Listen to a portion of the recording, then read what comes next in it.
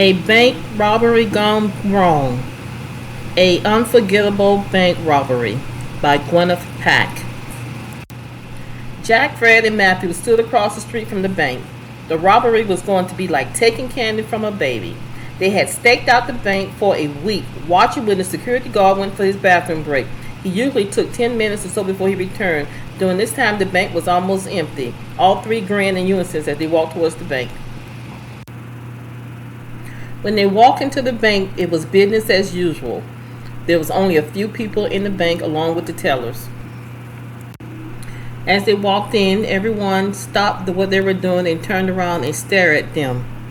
Here they were, three strong men walking into the bank with camouflage on, hoodies, and dark sunglasses. One of the tellers ran back to her desk as Jack, Fred, and Matthew walked towards the tellers. They had already scoped out the lobby upon entering. Just as they had seen all week, the security guard was nowhere to be found, and there was only 4 or 5 customers in the lobby. "This is a stick-up," they shouted. The 3 robbers walked towards the customers and subdued them with their hands in their pockets, pretending to have weapons. Oh, did I mention they did not carry any weapons or substance? Matthew had a grenade, but we'll talk about that later.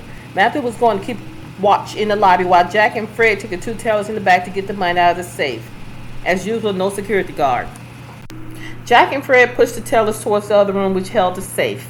As they looked back, they saw Matthew harassing one of the customers. Jack warned over his shoulder, "Play nice. We are going to get the money and leave everyone unharmed." Jack and Fred had a hard time getting the tellers to cooperate. They were crying and hysterical, but Jack and Fred would not back down. Did I mention how hysterical they were? Time was running out, so Jack and Fred told them threateningly to pull it together and go open the safe. After pulling themselves somewhat together, 2 of them were able to open the safe. The third one had fainted on the floor. The 2 tellers put out 4 bags of money. The third one gained consciousness and sat up. Jack and Fred were overcome with greed, like taking candy from a baby, they thought simultaneously. They all went back to the lobby. Fred divided the money into 3 bags for each of them to carry, and they ran out the bank.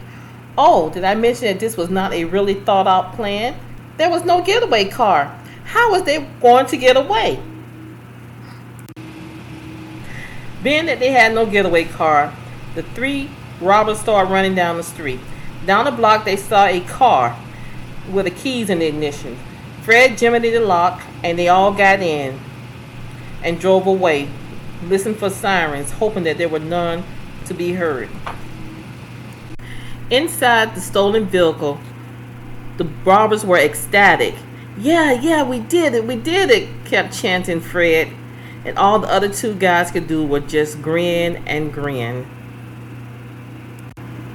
The policeman left the bank after getting a description of the men from the witnesses and their car from a camera on the street. They ran towards their car. They could still catch them.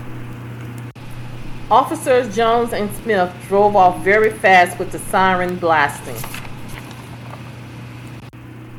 During the pursuit of the robbers, they talked about the bank robbery. They were not pros, but they had balls to pull this one off, said Officer Smith. Officer Jones pointed ahead. "There they are, punch the gas." They were gaining on them and then realized that the robbers' car had stopped.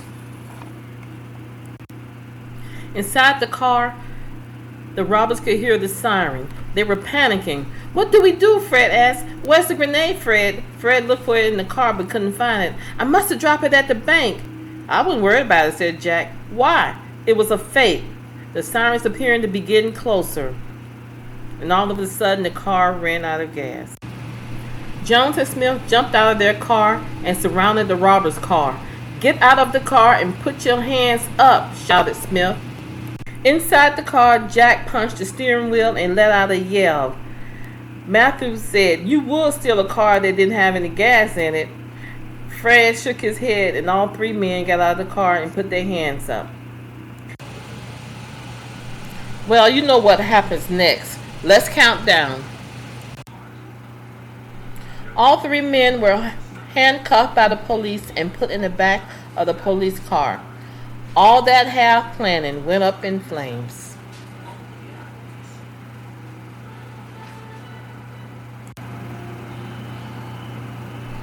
The end.